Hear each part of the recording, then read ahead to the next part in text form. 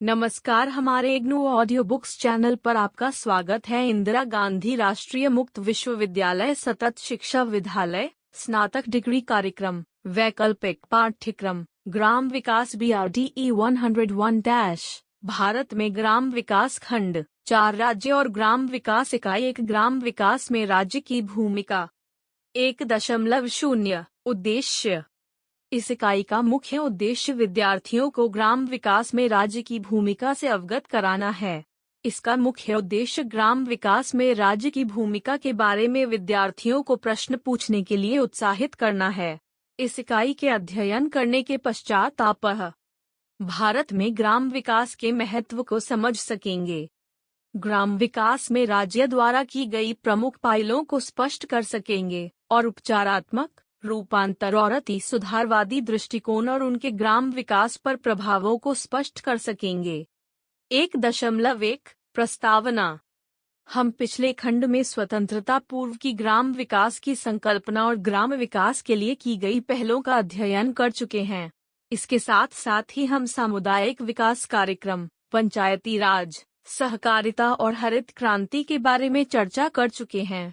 अब हम प्रयास करेंगे जिससे कि आपको ग्राम विकास में राज्य की भूमिका की जानकारी प्राप्त करवा सकें। आइए अब हम ग्राम विकास में राज्य के महत्व पर जोर देते हुए इसको आरंभ करते हैं। 1.2 ग्राम विकास में राज्य का महत्व।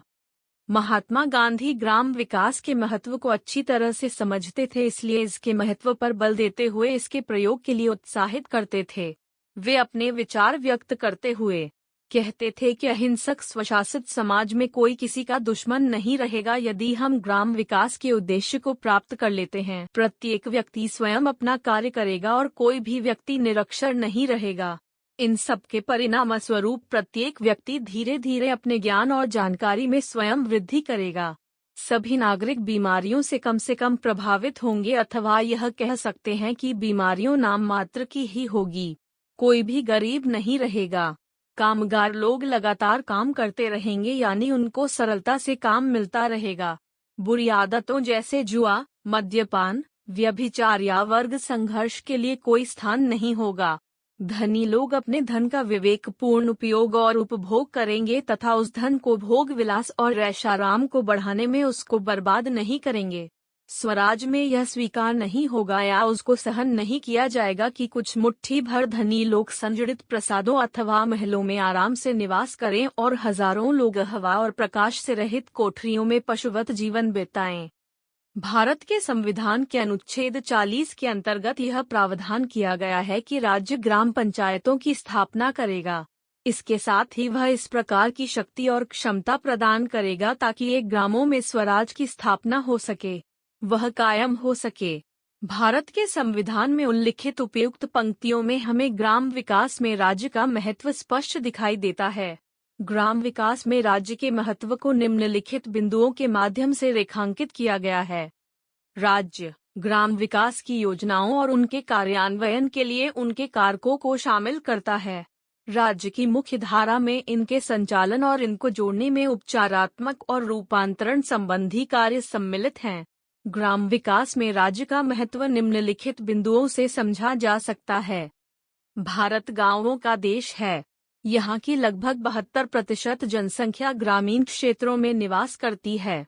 ग्रामीण समृद्धि के साथ या इसके बिना भारत की समृद्धता की संकल्पना अधूरी रहती है।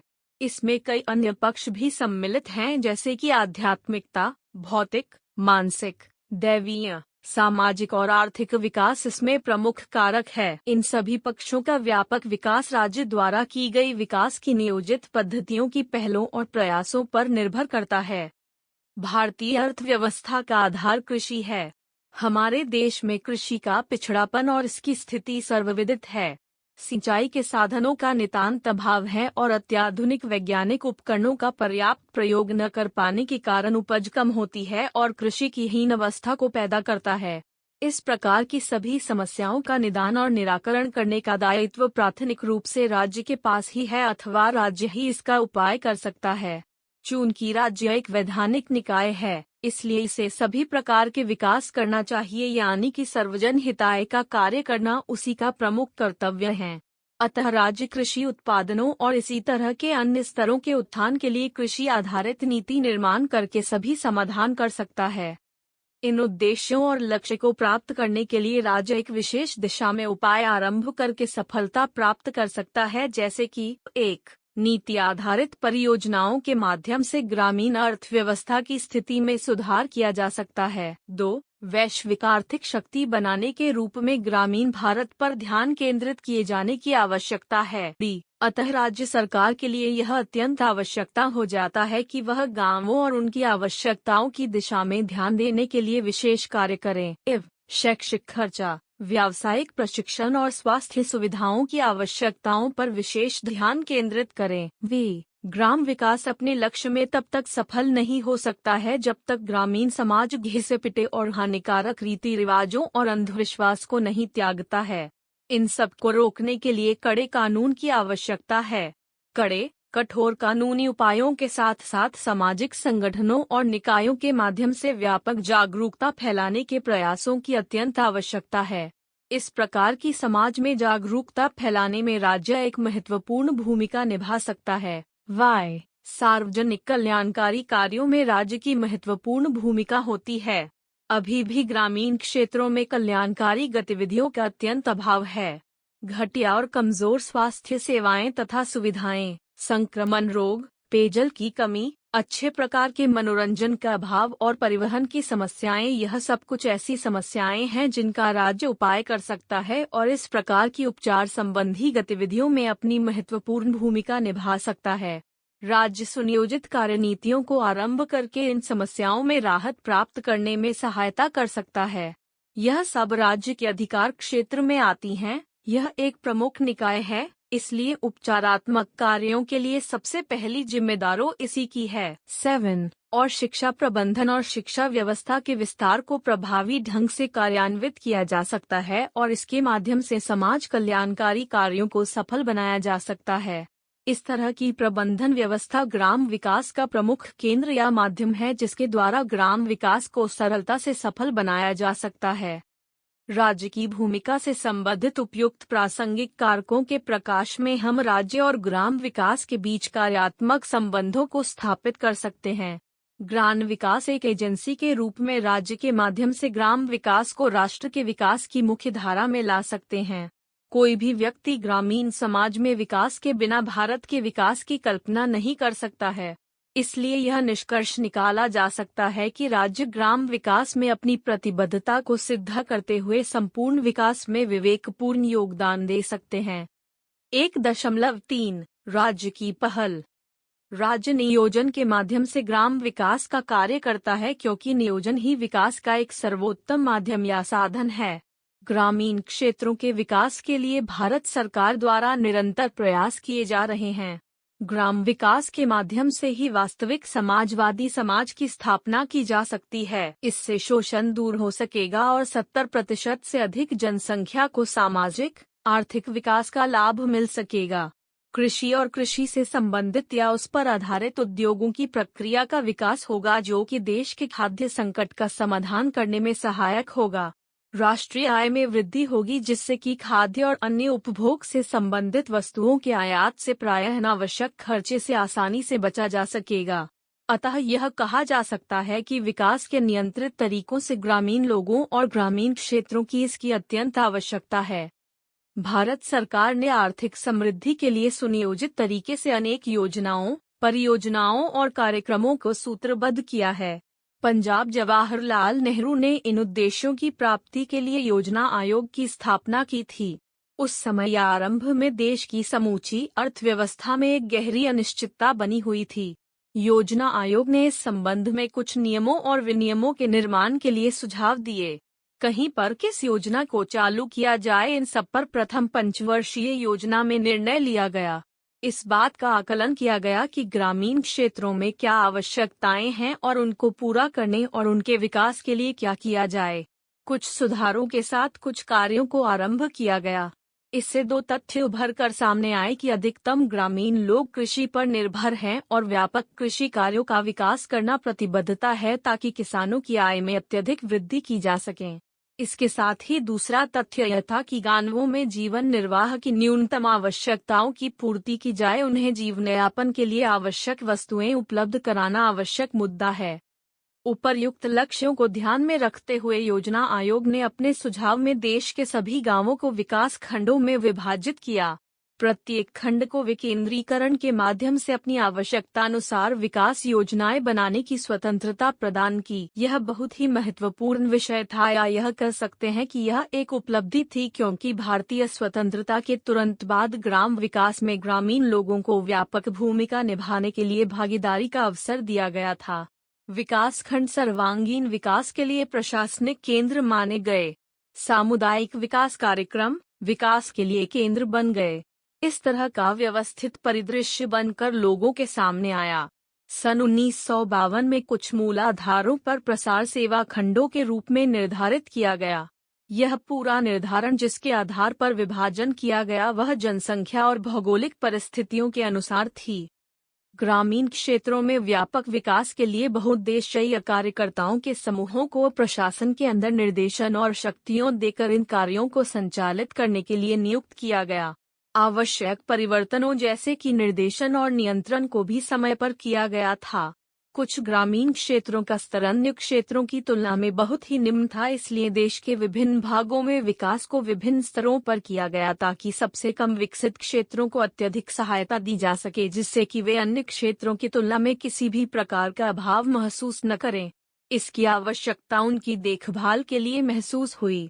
यह प्रयास उनकी स्थिति को बेहतर बनाने के लिए हुआ। इसके लिए कृषि उद्योग आधारित संरचनाओं को स्थापित किया गया और इस प्रकार की असमान स्थिति से निपटने के लिए अन्य धंधों को विकसित करने के प्रयासों पर भी विशेष ध्यान दिया गया। इन सब विषमताओं को दूर करने के लिए ये योजनाएं बहुत ही सफल रही थीं। पिछड़े क्षेत्रों में सड़कों का जाल बिछाया गया और बिजली, पानी और नई औद्योगिक इकाइयों की स्थापना की गई। इन सब के परिणाम स्वरूप इन क्षेत्रों का विकास होना आरंभ हुआ और उनके आर्थिक और सामाजिक स्तर में सुधार हुआ। इसमें कोई अतिशयोक्ति नहीं होगी कि यदि यह कहा जाए कि बहुत से पिछड़े क्षेत्रों में सामाजिक और आर्थिक जीवन में एक चमत्कारिक लहर सी आ गई थी। वास्तव में यह पिछड़ापन ब्रिटिश शासन द्वारा अपनाई गई नीतियों के कारण था। उनके भूधरती व्यवस्था ने गरीब लोगों की स्थिति को बिल्कुल बेहाल और बदतर कर दिया था। इन सब के परिणाम स्वरूप किसान ऋण एजेंटों यानी सूदखोरों द्वारा शोषित किए जा रहे थे। ये सभी एजेंट और सूदखोर ब्रिटिश शासकों से मिले हुए थे और ब्रिटिश शासकों की सहमति से अपना कार्य कर रहे थे। द्वितीय पंचवर्षीय योजना में उस भूमि और भूमि स्वामित्व की व्यवस्था में कानून के माध्यम से सुधार किया जाए, इसका निर्धारण किया गया। किसानों को उनकी भूमि का स्वामित्व प्रदान किया गया। शोषण की व्यवस्था जैसे जमींदारी, जागीरदारी तथा रैयतवारी जैसी कुव्यवस्थाओं को समाप्त किया गया और नए कानून के आधार पर जमीन जोतने वालों को भूमि का स्वामित्व दिया गया। ग्रामीण क्षेत्रों में रहने वाले लोगों की ग्रामीण व्यवस्था और सामाजिक जीवन में यह एक क्रांतिकारी परिवर्तन था। 1.4 परिवर्तन और आमूल परिवर्तनवादी दृष्टिकोण। स्वतंत्रता से पहले ग्रामीण व्यवस्था को अत्यधिक गरीबी और अनेक समस्याओं से पीड़ित और उनसे संघर्ष करती हुई एक इकाई के रूप में देखा गया था। स्वतंत्रता के बाद सामाजिक आर्थिक विकास में तीव्रता से परिवर्तन आया। एक ओर प्रत्येक नागरिक की मूल आवश्यकताएं जैसे शिक्षा, स्वास्थ्य और कानूनी सहायता उपलब्ध कराई गई और वहीं पर दूसरी ओर विलासिता की स्थिति में भी अत्यंत वृद्धि हुई। विकास की इस प्रक्रिया के दौरान ग्रामीण क्षेत्रों में लोगों की काया ही पलट कर दी। इसमें अनेक कारक शामिल हैं जैसे कि उद्योग, शिक्षा, स्वास्थ्य, परिवहन, ऊर्जा और सिंचाई के साधन जिन्होंने विकास की प्रक्रिया में अपना योगदान दिया। हमने विभिन्न पक्षों जैसे कि सामाजिक, सांस्कृतिक, आर्थिक और राजनीतिक पर गहराई से चर्चा की गई है ताकि विकास से संबंधित प्रक्रिया पर बल दिया जा सके। इस संबंध में प्रमुख दृष्टिकोण निम्न प्रकार हैं। सुधारात्मक दृष्टिकोण, परिवर्तन और आमूल परिवर्तनवादी दृष्टिकोण। 1. सुधारात्मक दृष्टिकोण। ऐसा समझा गया है कि ग्रामीण लोगों की वर्तमान आर्थिक और सामाजिक दुर्दशा के लिए सिद्धांत, तरीके और कुछ संस्थानों द्वारा समुचित कार्य न करना एक बड़ा कारण है। ये दृष्टिकोण मौजूदा व्यवस्था और संसाधनों के समुचित प्रबंधन की मौजूदा पद्धतियों को अपने में शामिल करते हैं। अतः यह कहा जा सकता है कि ये पद्धतियों और इसके संस्थान अधिक से अधिक सुधारात्मक कार्य करने को निर्देशित करते हैं। 2. परिवर्तन और आमूल परिवर्तनवादी दृष्टिकोण। यह दृष्टिकोण कार्यक्रम और उसकी समीक्षा की दिशा में क्रांतिकारी सिद्धांत पर आधारित है। मूल रूप से यह माना जाता है कि इस दृष्टिकोण के पीछे ग्रामीण लोगों की गरीबी, निरक्षरता और सांस्कृतिक पिछड़ापन, समसामयिक पद्धतियों, सामाजिक व्यवस्थाएं और इनके संस्थान हैं जो इस प्रकार की व्यवस्था को बनाए रखना चाहते हैं। इन दृष्टिकोणों से लगता है कि ये संगठन अपने आप को बनाए रखने, बचाए रखने के लिए कार्य करते हैं जिसमें गरीब लोगों और निरक्षर लोगों का सक्रिय योगदान रहता है अथवा योगदान करते हैं। परिवर्तनात्मक और आमूल परिवर्तनवादी दृष्टिकोण यह घोषणा करते हैं कि संगठनात्मक सुधारात्मक कार्यक्रम उनके वास्तविक लक्ष्य तक नहीं पहुंच पाएंगे। वे बलपूर्वक दावा करते हैं कि कोई भी सुधारवादी योजना ग्रामीण लोगों की गरीबी, बेरोजगारी और निरक्षरता को समाप्त नहीं कर सकती है। इसके साथ ही वे यह भी तर्क देते हैं कि नई शराब को पुरानी बोतल में नहीं भरा जा सकता है। इस दृष्टिकोण के अनुसार ग्रामीण समाज की बुराइयों ग्रामीण सामाजिक पद्धतियों अथवा उसकी संस्थाओं के कारण नहीं है या उनके गलत तरीके से काम करने के कारण नहीं है। इसलिए ये बुराइयों तो इस पद्धति और इनके संस्थानों में जन्म से ही मौजूद हैं। ये तो वर्तमान कार्य पद्धति और सामाजिक व्यवस्था का संभावित परिणाम है और कार्य प्रणाली की प्रकृति का प्रतिफल है। इसलिए यह सुधारात्मक समूह ग्रामीण सामाजिक सांस्कृतिक निर्णयात्मक क्रांतिकारी लक्ष्य के ऊपर से नीचे तक ग्रामीण सामाजिक संरचना को बदलना चाहता है और उसका सुचारू रूप से संचालन करना चाहता है। हालांकि यह दृष्टिकोण अपने कार्यक्रम में पिछले कार्यक्रमों से अनेक चीजों को लेता है, यहाँ तक कि वे अपने संघर्ष में उन चीजों को जोड़ लेता है और सामाजिक व्यवस्था परिवर्तन के लिए अपने संघर्ष में सम्मिलित करते हुए आगे बढ़ता चलता है। आप सुन रहे ऑडियो लर्निंग को 1.5 राष्ट्रीय कृषि कल्याण कार्यक्रम। जैसा कि हम चर्चा कर चुके हैं कि भारत की स्वतंत्रता से पहले आर्थिक विकास से संबंधित दो अलग अलग विचार थे। जैसा कि हमने ऊपर वर्णन किया है कि प्रथम विचार के अनुसार तकनीकी या प्रौद्योगिकी सुधारों से ही विकास संभव है। उनका मत है कि भारतीय कृषि के क्षेत्र में प्रौद्योगिकी के माध्यम से ही आर्थिक विकास का मार्ग प्रशस्त किया जा सकता है। यह अपना लक्ष्य प्राप्त करने के लिए किसी भी प्रकार के भूमि सुधारों के पक्ष में नहीं है और न ही इसको वह आवश्यक समझता है। ब्रिटिश प्रशासकों ने पहले विचार को ही स्वीकार किया था और उन्होंने अपने संपूर्ण शासनकाल में इसका पालन किया था। इसी समय दूसरे विचार के समर्थकों ने संस्थानों को सुधारने के लिए अपनी प्राथमिकताएं प्रस्तुत की। दूसरे सिद्धांत में विश्वास करने वाले लोगों का मानना है कि जब तक अर्ध सामंतवादी कृषि संबंधों में सुधार और परिवर्तन नहीं होगा तब तक देश का आर्थिक विकास होना असंभव है। ब्रिटिश प्रशासकों के विपरीत भारतीय राष्ट्रीय नेता आरंभ से ही ब्रिटिश प्रशासन के इस एकांगी और तकनीकी दृष्टिकोण का विरोध करते रहे थे। उन्होंने स्पष्ट रूप से घोषणा की कि कृषि और औद्योगिक विकास एक दूसरे पर निर्भर हैं। कुछ भी हो, उनका दृढ़ मत था कि भूमि सुधार उपायों को अपनाए बिना कृषि क्षेत्र में कोई भी सुधार नहीं हो सकता है। भारतीय राष्ट्रीय नेता 19वीं शताब्दी से ही ब्रिटिश लोगों की नीतियों से असहमति और अपना विरोध प्रकट कर रहे थे। विशेष रूप से महादेव गोविंद रानाडे, गोपाल कृष्ण गोखले, रमेश चंद्र इत्यादि आरंभिक नेताओं ने बड़ी दृढ़ता और स्पष्टता के साथ ब्रिटिश नीतियों की आलोचना की थी। 20वीं शताब्दी के तीसरे दशक में महात्मा गांधी के नेतृत्व में राष्ट्रीय आंदोलन बहुत ही तीव्रता से फैला था और यह शिक्षित और नगरवासी अभिजात वर्ग की परिधि को पार कर एक व्यापक जन आंदोलन के रूप में देश के कोने कोने तक फैल गया था। इसके परिणाम स्वरूप राष्ट्रीय कांग्रेस की राजनीतिक चर्चाओं में कृषि समस्याओं पर भी अधिकाधिक विचार विमर्श होने लगे थे। आंदोलन के आरंभ में कांग्रेस भूमि व्यवस्था की कुरीतियों तथा राज्य, जमींदारों, काश्तकारों की उत्पीड़न की स्थिति की आलोचना करके अपना संतोष कर लेती थी। कुछ समय के पश्चात कांग्रेस पार्टी भूमि प्रबंधन और जमींदारों और जागीरदारों द्वारा किए जाने वाले शोषण की भी आलोचना करने लगी थी। कृषि समस्या के प्रति कांग्रेस के विचार में परिवर्तन आना और इस दिशा में प्रयास करने का प्रथम साक्ष्य है अखिल भारतीय कांग्रेस समिति का सन 1929 में उसके द्वारा रखा गया प्रस्ताव, जिसमें तत्कालीन सामाजिक आर्थिक व्यवस्था में क्रांतिकारी परिवर्तन करने पर बल दिया गया था। इसके बाद कांग्रेस के विभिन्न अधिवेशनों में समय समय पर प्रस्ताव पारित करके आर्थिक और सामाजिक व्यवस्था में मौलिक परिवर्तन की मांग को हर बार दोहराया गया था। इनमें सबसे महत्वपूर्ण प्रस्ताव कराची सभा 1935 में मूल अधिकार प्रस्ताव प्रस्तुत करना था। इसके बाद सन 1938 में राष्ट्रीय योजना समिति का कृषि नीति प्रस्ताव रखा गया था। स्वतंत्रता प्राप्ति के पश्चात भारत में राष्ट्रीय सरकार की कृषि और भूमि सुधार नीतियों के मूल्यांकन के लिए पूर्व की ऐतिहासिक पृष्ठभूमि को ध्यान में रखना अत्यंत आवश्यक है। स्वतंत्रता पश्चात भूवृत्ति प्रणाली। स्वतंत्रता प्राप्ति के पश्चात देश के समग्र आर्थिक विकास में त्वरितता लाने के संदर्भ में संपूर्ण उत्तरदायित्व केंद्र सरकार और राज्य सरकारों का हो गया था। राज्य सरकारों ने भूधृति प्रणाली से संबंधित समस्याओं का उचित समाधान निकालना अनिवार्य कार्य समझा था।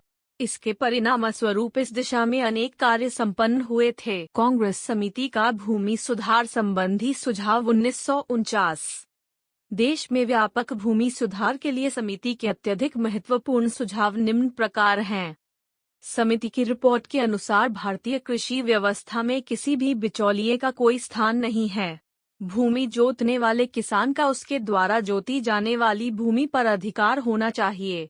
इसके परिणाम स्वरूप भविष्य में बटाई, भागीदार, अधिकार, विधवा, अवयस्क और विकलांग का ही अधिकार होगा, अन्य किसी का नहीं होना चाहिए। समिति का सुझाव था कि संक्रमण अवधि के दौरान जमीन के वास्तविक जोतदारों को, जो स्वयं जमीन के मालिक नहीं हैं, उन्हें तुरंत कतिपय अधिकार मिलने चाहिए। परंतु कुछ लोगों को भी अधिकार मिलने चाहिए जो लोग पिछले 6 वर्षों से लगातार खेती करते आए हैं। उन लोगों को अपनी जमीन पर अपने आप मालिकाना हक मिलना चाहिए। अन्य लोगों के लिए समिति का सुझाव था कि ऐसे मामले में जो लोग स्वयं खेती करने या खुदकाश्त के लिए अपनी भूमि वापस लेना चाहते हैं, इस संबंध में समिति ने खुदकाश्त के लिए जमीन वापसी के लिए कुछ निश्चित शर्त लगाई। केवल यही लोग खुदकाश्त के लिए जमीन वापस ले सकते हैं जो खेती में न्यूनतम मात्रा में शारीरिक श्रम और काश्तकारी की क्षमता रखते हैं और इसकी शर्तें पूरी करते हैं और सही अर्थों में स्वयं खेती के कार्यों में भाग ले सकते हैं। भूस्वामी अपनी भूमि को लाभप्रद बनाने के लिए वापस ले सकता है। यदि उसके जमीन वापस लेने से जोतदार की स्थिति अलाभ कर नुकसान नहीं होती है, तब भूस्वामी निर्धारित अधिकतम सीमा तक अपनी भूमि वापस ले सकता है। समिति के सुझाव के अनुसार रैयत को निश्चित मूल्य का भुगतान करने के बाद मूल भूमि पर कब्जा भूमि को खरीदने का अधिकार होना चाहिए। रैयत के इस कार्य के लिए एक समुचित वित्तीय संगठन समिति को बनानी चाहिए। समिति ने काश्तकारी की भूमि से सब तरह की बेदखलियों को रोकने पर बल दिया। सब रैयतों को बिना किसी प्रकार के भेदभाव या इस पर ध्यान दिए बिना कि कौन किस वर्ग का है, इस पर सुझाव दिया कि उनको अधिक लगान निर्धारण और गल्ले के रूप में दी जाने वाली राशि या किराए की राशि या अन्य प्रकार की वसूली से बचाया जाना चाहिए और लगान की राशि को मुद्रा के रूप में बदलने की व्यवस्था होनी चाहिए। समिति ने एक और महत्वपूर्ण सुझाव दिया जो भूमि की हदबंदी से संबंधित था। जोत की अधिकतम सीमा निर्धारित करने के लिए समिति ने इसके समर्थन से अनेक सशक्त और प्रबल तर्क प्रस्तुत किए जो भूस्वामित्व की अधिकतम सीमा निश्चित करने से संबंधित थे। समिति ने सुझाव दिया कि कृषि अर्थव्यवस्था का ढांचा एक इकाई के रूप में नहीं होना चाहिए बल्कि अनेक स्वरूप और मिश्रित होना चाहिए, अर्थात सरकार, व्यक्तिगत कृषि, संयुक्त सहकारी खेती का मिलाजुला ढांचा स्थापित होना चाहिए। कृषि संबंधी नीतियां बनाते समय सहकारी संस्थानों की नीति निर्माण में सहायता लेनी चाहिए। समिति के सुझावों या सिफारिशों के अनुसार अगर कोई काश्तकार लगातार 6 वर्षों से किसी जोत या उसके किसी अंश पर खेती कर रहा है, ऐसी स्थिति में काश्तकार को अपने आप ही उस भूमि पर मालिकाना अधिकार प्राप्त हो जाना चाहिए। काश्तकार का अर्थ उस व्यक्ति से है जो किसी दूसरे व्यक्ति, जो स्वयं अपनी जमीन पर खेती नहीं करता है, की जमीन पर खेती करता है और व्यक्ति भूस्वामी के परिवार का सदस्य नहीं है। नकद राशि या अनाज के रूप में मजदूरी लेकर भूस्वामी की व्यक्तिगत देखरेख के अंतर्गत काम करने वाला भाड़े का मजदूर नहीं है और न ही किसी व्यक्ति ने भूमि को गारंटी के रूप में रखा है। अब आप समझ सकते हैं कि स्वतंत्रता प्राप्ति के पश्चात भारत में राज्य की भूमिका में किस तरह से विकास हुआ है, क्योंकि एक आधी शताब्दी से प्रति व्यक्ति की आय में स्थगन या ठहराव बना हुआ था और आधुनिक उद्योग भी अपनी न्यूनतम स्थिति में बने हुए थे। भूमि सुधार कार्यक्रम और प्रथम पंचवर्षीय योजना। कृषि सुधार समिति द्वारा दिए गए सुझाव कांग्रेस सरकार की अधिकृत नीतियों के अनुसार नहीं थी। प्रथम पंचवर्षीय योजना की रिपोर्ट में हमें कांग्रेस सरकार की प्राधिकृत भूमि संबंधी नीतियों की संरचना दिखाई देती है। प्रधानमंत्री पंजाब नेहरू का युग 1947-64 उद्योगीकरण का साक्षी है। गरीबी का उन्मूलन और राज्य को शक्तिशाली बनाने के लिए नियोजित अर्थव्यवस्था की स्थापना करना अत्यंत आवश्यक समझा गया। इसमें देश का त्वरितता से औद्योगिकीकरण, सार्वजनिक बचत और निवेश को गति दी जाने की आवश्यकता पर बल दिया गया है। विदेशी व्यापार को कम करना होगा तथा साथ ही आत्मनिर्भरता को प्राप्त करना अनिवार्य माना गया है। यह विश्वास दिखा कि राष्ट्र के संपूर्ण विकास में कृषि विकास की संभावनाएं बहुत ही सीमित है। भारत ने मुख्य उद्योगों पर राज्य के द्वारा नियंत्रण करने की नीति को अपनाया था। प्रथम पंचवर्षीय योजना में कृषि क्षेत्र से संबंधित संपत्ति को अपने कार्यक्रमों में सम्मिलित करने की प्राथमिकता को दर्ज कराया गया था और इसी के अनुसार भूमि सुधार संबंधित मामलों पर जोर देने के लिए इसके निर्देशनों तथा कार्यान्वयन की प्रक्रिया को अपनाया था, उसका निष्पादन भी करने का भरसक प्रयास किया गया था। योजना के प्रमुख सिद्धांत और उसके अनुक्रम निम्न प्रकार हैं। 1. बिचौलियों का समापन। यह विचारणीय विषय है कि बिचौलियों का उन्मूलन कार्यक्रम योजना आरंभ करने से पहले ही आरंभ कर दिया गया था। यहाँ तक कि प्रथम पंचवर्षीय योजना में तुरंत कार्यान्वयन के लिए इस कार्यक्रम पर विशेष तौर पर बल दिया गया था। 2. काश्तकारी व्यवस्था में सुधार। योजना में काश्तकारी व्यवस्था की पुनर्संरचना के लिए निम्नलिखित सुझाव दिए गए थे। सभी काश्तकारों को भूस्वामियों के अधिकार, परंतु भूखामी को खुद काश्त के लिए सीमित क्षेत्र में अपनी भूमि को वापस लेने का अधिकार है। भूस्वामी भूमि को रैयत से स्वयं के लिए खेती करने के लिए 3 आर्थिक फसलों से पहले वापस नहीं ले सकता है। भूस्वामी अपनी भूमि पर अपने परिवार के सदस्यों के साथ खेती कर सकता है या फिर परंपरागत भूमिहीन श्रमिकों के माध्यम से अपनी भूमि पर खेती कर सकता है। भूस्वामी स्वयं खेती करने के लिए 5 वर्ष की अवधि के लिए भूमि वापस ले सकता। वह क्षेत्र जहां पर भूस्वामी को अपनी भूमि वापस लेने का अधिकार नहीं है अथवा जहां पर भूस्वामी अपनी भूमि को 5 वर्ष के अंदर वापस लेने में असमर्थ रहा है, तब किसान भूस्वामित्व के लिए उस भूमि को खरीद सकता है। भूमि का मूल्य उसके किराए के आधार पर तय किया जाएगा। भूमि का मूल्य किश्तों में चुकाने की व्यवस्था होगी। यदि भूस्वामी को अपनी भूमि को वापस लेने का अधिकार नहीं बचा है या वह वापस नहीं ले सकता है, ऐसी स्थिति में किसान का संबंध सीधा सरकार के साथ हो जाएगा। किराए की दर गैर कानूनी हो जाएगी यदि वह कुल उत्पादन के 1/4 या 1/5 हिस्से से अधिक है। यदि वह किराया उत्पादन 1/4 या 1/5 से अधिक है तो उसे उस किराए की वैधता की न्यायोचितता को सिद्ध करना पड़ेगा अथवा अधिक किराया लेने के कारणों को सिद्ध करना पड़ेगा। कुछ शर्तों के आधार पर बटाई भागीदारी की अनुमति देना अनिवार्य है ताकि गांवों के लोग शहरों में प्रव्रजन न कर सकें और शहरी क्षेत्रों को अव्यवस्थित न कर सकें। बटाईदार भागीदार की पूरी सुरक्षा को निश्चित किया जाना चाहिए। बटाईदार को खेती करने के लिए भूमि को 5 से 10 वर्ष तक के लिए दी जानी चाहिए, परंतु ऐसे प्रावधान भी होने चाहिए जिससे भागीदार के लिए उस भूमि को फिर से आवंटित किया जा सके। यदि भूस्वामी स्वयं काश्तकारी के लिए भूमि चाहता है तो उसे यह भूमि फिर से मिल सकती है। बटाई के लिए भूमि ग्राम पंचायत के माध्यम से दी जानी चाहिए, क्योंकि भूस्वामी काश्तकार का सीधा संबंध बहुत सारी समस्याओं को जन्म देता है। काश्तकारी की अधिकतम सीमा। योजना ने इस सिद्धांत का प्रतिपादन किया है कि किसी भी व्यक्ति को उसकी मनचाही मात्रा में भूमि धारण का अधिकार नहीं होना चाहिए। इस दृष्टि से भूमि की सीमा बंदी होनी चाहिए। इस अधिकतम भूमि सीमा का निर्धारण प्रत्येक सरकार अपनी कृषि अर्थव्यवस्था की वर्तमान स्थिति और अपने पूर्व इतिहास को देखते हुए निर्णय लेगी। योजना में इस बात पर विशेष जोर दिया गया कि भूमि और जोतों या काश्तकारी संबंधी आवश्यक आंकड़ों को एकत्रित करने के लिए काश्तकारी और खेती के संबंध में अनुसंधान किए जाएं ताकि स्थिति पूरी तरह से स्पष्ट हो सके। योजना में इस बात का आदेश दिया गया है कि राज्य भूमि प्रबंधन के लिए अपने अपने राज्यों में कानूनों का निर्माण करें। योजना में यह भी सुझाव दिया गया है कि काश्तकार द्वारा जोती गई भूमि या जोती जाने वाली भूमि और भूस्वामी के द्वारा प्रत्यक्ष रूप से प्रबंधन के अंतर्गत रहने वाली जमीन में अंतर करना बहुत ही आवश्यक है। काश्तकार के द्वारा जोती गई भूमि के संबंध में योजना द्वारा ऐसी व्यवस्था की गई है और सुझाव दिया गया है जिससे काश्तकार द्वारा जोती गई भूमि जोतते हुए एक निश्चित सीमा अवधि के बाद उसको उस भूमि का स्वामित्व दे दिया जाना चाहिए। योजना में बड़े बड़े फार्मों को जोते जाने वाली विशाल भूमि को भी 2 श्रेणियों में विभाजित करने का सुझाव दिया गया है जिसे बड़े बड़े जमींदारों द्वारा कृषि कार्यों के लिए उपयोग किया जाता है। प्रथम श्रेणी में कुशलता पूर्वक प्रबंध किए जाने वाले फार्मों को रखा गया है जिनके टूटने से कृषि उत्पादन में कमी होने की संभावना हो सकती थी, और दूसरी श्रेणी में उन फार्मों को रखा गया है जिनका प्रबंधन कुशल नहीं है और न ही उनके टूटने से उत्पादन में कमी आ सकती है।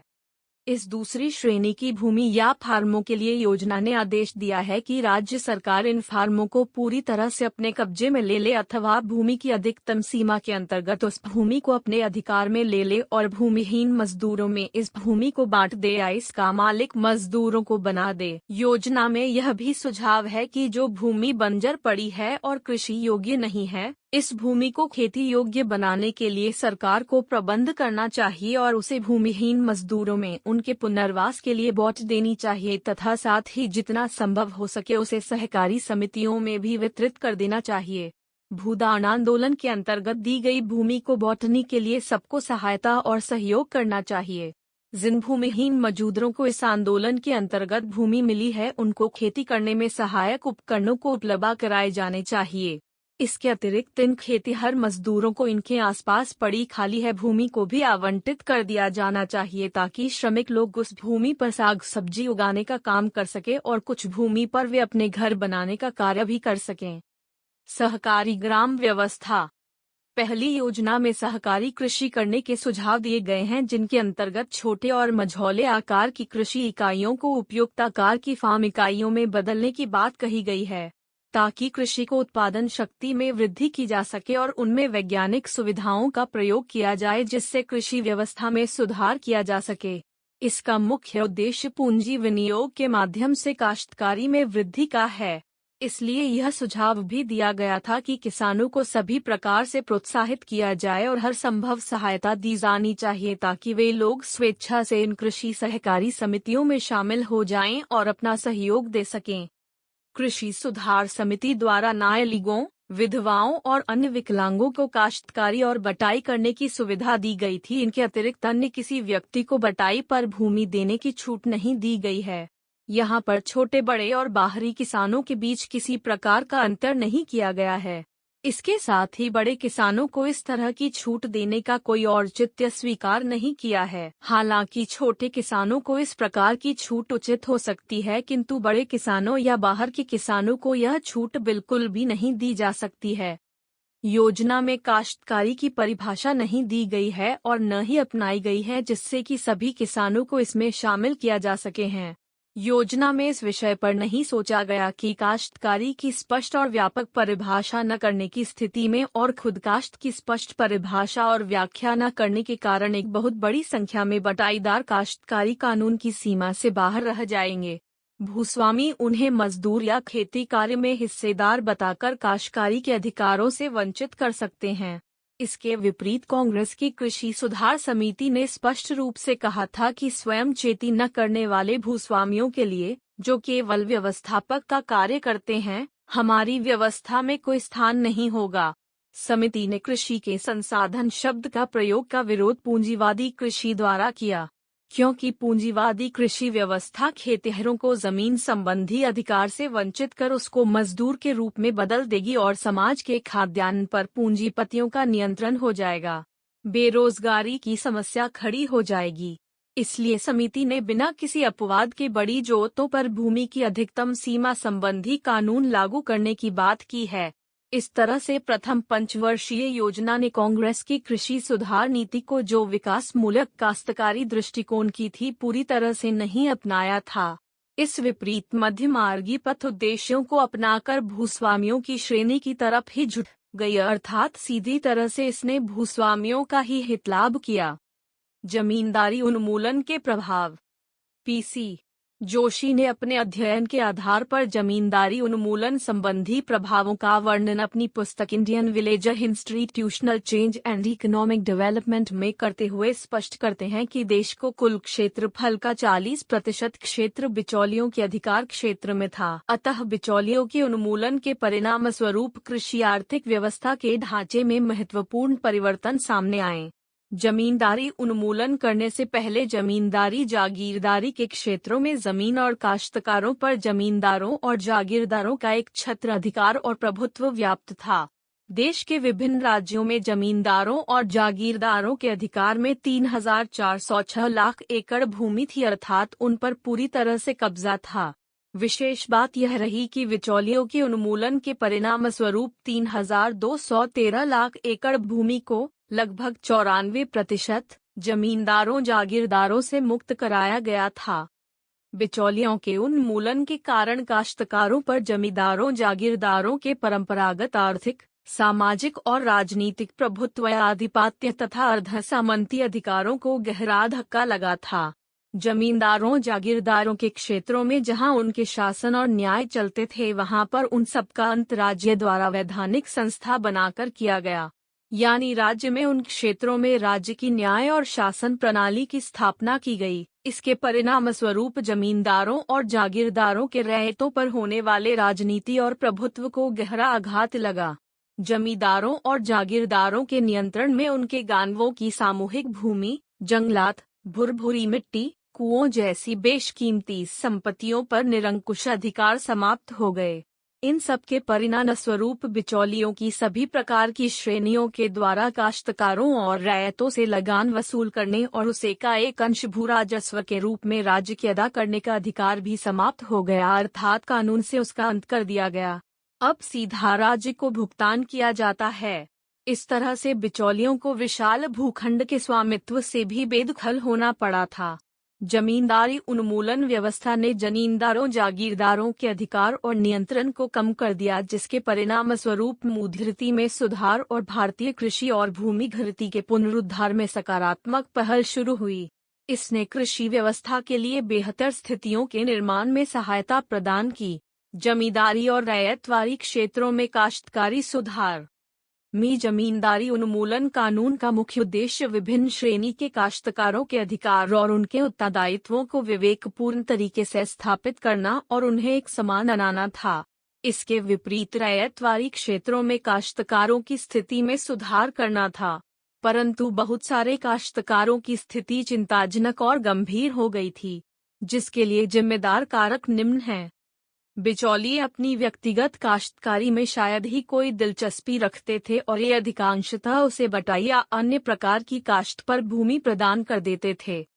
भूस्वामियों से जोतने के लिए अमी लेकर काश्तकार फिर उसे दूसरे किसानों को बटाई पर जोतने के लिए देते थे। लगान पर भूमि देने की प्रथा के व्यापक प्रचलन के कारण बिचौलियों की एक लंबी श्रृंखला राज्य और रैयतवारी दोनों क्षेत्रों में कायम थी। उनकी स्थिति में सुधार लाने के लिए 3 प्रकार के सुधार प्रस्तावित किए गए थे, जो 1. लगान का नियमन सिफारिश की गई कार्य योजना थी कि लगान जमीन की पैदावार या उत्पादन का 1/4 या 5वां हिस्से से अधिक नहीं होना चाहिए। 2. काश्तकारी की सुरक्षा। पंचवर्षीय योजनाओं में काश्तकारी की सुरक्षा पर बहुत बल दिया है।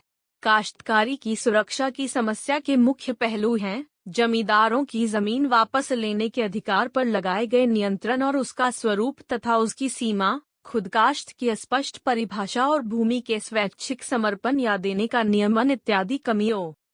3. काश्तकारों को स्वामित्व का अधिकार। काश्तकारी सुधार का तीसरा पहलू या पक्ष था काश्तकारों को भूमि का स्वामित्व देने के अधिकार की व्यवस्था। पहली, पंचवर्षीय योजना में उस जमीन पर काश्तकारों की स्वामित्व का अधिकार देने का प्रावधान रखा गया था जो भूस्वामियों द्वारा वापस नहीं ली जा सकती थी।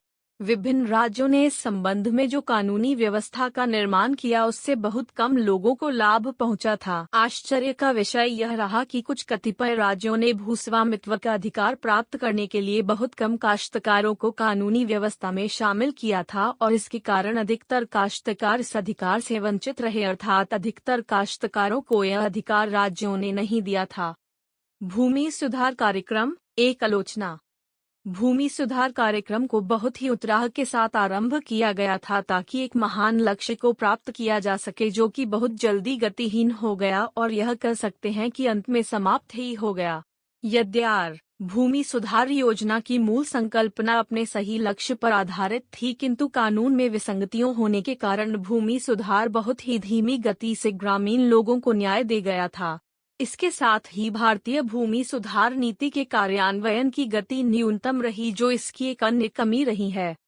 हालांकि अपने व्यक्तिगत हितों के लिए इस कांत को तोड़कर जमींदारों और जागीरदारों ने बहुत कुछ प्राप्त किया था। इसके बाद योजना मूल्यांकन समिति ने भूमि सुधार की कानूनी विसंगतियों को स्पष्ट किया था। एक ओर तो पुराने भूस्वामियों, जमींदारों, जागीरदारों द्वारा पुनः काश्त के बहाने भूमियों पर फिर से काश्त अधिकार के नाम पर कब्जा कर लिया गया। इसके बावजूद वे भूमि पर धार करने के उपायों अर्थात कुएं, तालाबों, अन्य कृषि उन्नतियों के संदर्भ में बिल्कुल उदासीन रहे। दूसरी ओर उन्होंने अपने वित्तीय संसाधन व्यापार, वित्तीय परिसंपत्तियों, स्वर्ण और चांदी खरीदने में लगा दिए। इन दोनों कारणों के परिणाम स्वरूप विनियोग और उत्पादन पर दुष्प्रभाव पड़ा। इसके साथ साथ काश्तकार की सीलिंग की अधिकतम भूधारण की हदबंदी का कार्य भी पूरी तरह से सफल नहीं हो पाया था। यहाँ पर यह बताना बहुत ही आवश्यक है कि श्रीमती इंदिरा गांव के प्रधानमंत्री के समय में भारी बदलाव आई। इसमें सबसे महत्वपूर्ण यह था कि उन्होंने राज्य की भूमिका को प्रमुख मानकर राज्य के अधिकार क्षेत्र को और अधिक विस्तार प्रदान किया। ये अधिकार निम्न प्रकार हैं: गरीबी हटाओ 1977, कृषि कार्य उपेक्षित हो गए थे उनथे और फिर से विशेष ध्यान दिया गया। भारत सरकार ने अनुदान राशि, सहायता राशि के रूप में किसानों को नए और अच्छी किस्म के बीज, अच्छा उर्वरक उपलब्ध करार तथा ऐसे प्रावधानों का निर्माण किया जिससे कृषि ऋण और ग्रामीण विद्युतीकरण किया गया। इसके साथ ही सन 1970 के दशक के मध्य तक हरित क्रांति के लिए कार्य किया। यह हरित क्रांति सफल रही और अब भारत खाद्यान्न और अनाज के क्षेत्र में एकदम आत्मनिर्भर देश बन गया।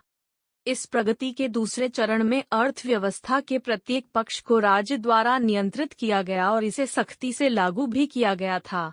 गरीबी हटाओ के नारे के अंतर्गत बैंकों का राष्ट्रीयकरण किया गया। बहुत सारी वस्तुओं पर मूल्य नियंत्रण किया गया जिससे लोगों को सस्ती चीजें मिलने लगा और लोगों ने राहत की सांस ली। इसके बाद सन 1991-97 तक सरकार ने गरीबी उन्मूलन के लिए अपनी योजनाओं को विस्तार दिया और विशेषकर ग्रामीण रोजगार योजनाओं को आरंभ करते हुए उनको लागू किया था। सुधार चरण यह वर्ण सन 1991 में से आरंभ होता है जब नरसिंह राय की सरकार आई। इसमें अनुदान और भारी सार्वजनिक निवेश के रूप में पहल की गई और इसको सफल बनाने के लिए सरकार की ओर से अनेक प्रयास किए गए थे।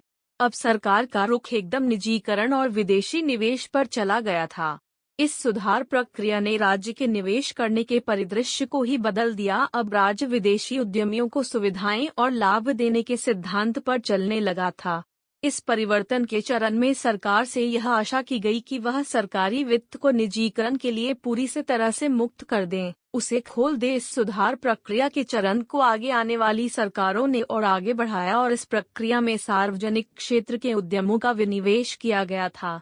अतः पूर्ण समाजवाद की अवधारणा को नष्ट कर दिया गया और उसके स्थान पर उदारवाद और भूमंडलीकरण को लागू कर दिया गया था। 1.6 सारांश। ग्राम विकास एक बहुउद्देशीय और बहुआयामी अवधारणा है। इस अवधारणा को राज्य द्वारा प्रायोजित विकास कार्यक्रमों के माध्यम से तथा समेकित प्रयास से मूर्त रूप दिया गया। इन सब प्रयासों में परिवर्तनवादी, अतिक्रियावादी प्रयासों का बहुत ही महत्वपूर्ण स्थान रहा है। इससे पहले प्रस्तुत इकाई के पूर्व पाठ्य में यह बताने का प्रयास किया गया है कि ग्राम विकास में राज्य के महल को समझने के लिए इससे पहले की इकाइयों में ग्राम विकास की संकल्पना, स्वतंत्रता से पहले ग्राम विकास के लिए किए गए प्रयास, सामुदायिक विकास के कार्यों, पंचायती राज, साक्षरता और हरित क्रांति के संबंध में व्यापक चर्चा की जा चुकी है। ग्राम विकास के मामलों में राज्य एक बहुत ही महत्वपूर्ण अभिकरण है जिसकी भूमिका अपरिहार्य है। इस संकायना को महात्मा गांधी ने स्वीकार किया था तथा भारत के संविधान के अनुच्छेद 40 में इसको स्वीकार करते हुए प्रावधान स्थापित किए गए हैं। इन सब प्रक्रियाओं और प्रयासों में मुख्य रूप से ग्राम स्वराज स्थापित करने की बात कही गई है। इसलिए हम कह सकते हैं कि यह स्वराज तब ही स्थापित हो सकेगा जब राज्य सबनी न्याय, समता और स्वतंत्रता की गारंटी देते हुए विकास कार्यक्रमों के माध्यम से पहल करें। वास्तव में राज्य अनेक घटकों के माध्यम से नियोजित कार्यान्वयन को अपनाकर ग्राम विकास की संकल्पना को मूर्त रूप देता है और ग्रामीण समाज को राष्ट्र को मुख्य धारा में शामिल करता है। चूंकि भारत गांवों का देश है और भारतीय अर्थव्यवस्था का आधार कृषि है और स्पष्ट रूप से कृषि का स्वरूप पिछड़ा हुआ है, ग्रामीण अर्थव्यवस्था जर्जर है। इसके साथ ही सभी समुदायों में शिक्षा और स्वास्थ्य की स्थिति और दशा सुधारने, लोगों को सामाजिक कुप्रथाओं से मुक्ति दिलाने, सामाजिक कल्याण कार्यक्रमों को लागू करने आदि में राज्य ही एक ऐसी कड़ी है जो इन सबको मूर्त रूप दे सकता है। इसलिए यह बहुत ही महत्वपूर्ण है। स्वतंत्र भारत में योजनाबद्ध तरीके से देश की आर्थिक प्रगति करने और विकास करने के लिए विभिन्न योजनाएं बनाई गई और उनको लागू किया गया है। इस बात का आकलन किया गया कि ग्रामीण क्षेत्र की क्या आवश्यकताएं हैं और उनको पूरा करने और विकसित करने के लिए कौन सी रणनीतियां अपनाई जाएं। इस संदर्भ में ग्राम विकास के लिए दो बातें इस परिदृश्य में उभर कर सामने आई है। 1. ग्रामीण जनसंख्या मुख्य रूप से कृषि कार्यों पर निर्भर है, इसलिए कृषि का व्यापक विकास करना अनिवार्य है। 2. सभी जीवित प्राणियों के लिए जीवनयापन के लिए उनकी न्यूनतम आवश्यकताओं की पूर्ति के लिए व्यवस्था करना। उपर्युक्त लक्ष्यों को ध्यान में रखते हुए नीति निर्माताओं ने बहुत सारी पहले की जैसे कि गांवों को प्रखंडों और विकास खंडों में विभक्त किया, ग्राम समुदाय, ग्राम सभा में बांटा गया ताकि गांवों के लोग विकास में साझेदार हो सके। ग्रामीण जनजीवन के व्यापक और संपूर्ण विकास के लिए बहुउद्देशीय कार्यक्रमों को समूह ग्राम सभा से लेकर लोकसभा तक क्रियाशील हो गया या उसे समर्थ बना दिया। समय समय पर इन सब में परिवर्तन भी होते रहे हैं। दूसरी ओर क्षेत्र के विकास की विषमताओं को दूर करने के लिए पिछड़े हुए क्षेत्रों में विकास करने, उनका उत्थान करने के लिए उन पर अधिक से अधिक ध्यान केंद्रित करने की आवश्यकताएं महसूस की गई। पिछड़े हुए क्षेत्रों में आधारिक और मूल सुविधाएं जैसे कि बिजली, पानी, स्वास्थ्य, चिकित्सा, यातायात के साधनों और औद्योगिक इकाइयों को स्थापित करके क्षेत्र की विषमताओं को दूर करने का प्रयास किया गया।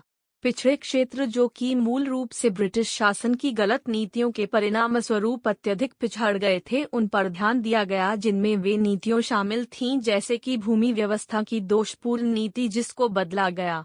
इसमें जमींदारी, जागीरदारी और रैयतवारी प्रथाएं सम्मिलित थीं, उनको कानून के माध्यम से समाप्त किया गया। इसके साथ वास्तविक काश्तकारों को भूमि स्वामित्व देकर और कानून निर्माण करके उपर्युक्त सभी विषमताओं को समाप्त करने का प्रयास किया गया। 1.7 प्रमुख शब्द सर्वजन हिताय, सभी लोगों के लिए लाभ, वैश्विक, संपूर्ण विश्व से संबंधित, जोतदार, एक व्यक्ति जो बिना स्वामित्व के दूसरे के खेत में कृषि कार्य करता है, काश्तकार, एक व्यक्ति जो किराया देकर कृषि करता है, खुदकाश्त, भूमि पर स्वयं कृषि करना, जमींदार, भूमिपति, रैयतवारी, कोई बिचौलिया नहीं होता था, कृषि करने वाला ही लगा लेता था रैयत, कृषि पर निर्भर सामान्य लोग। धन्यवाद, मिलते हैं अगले वीडियो में।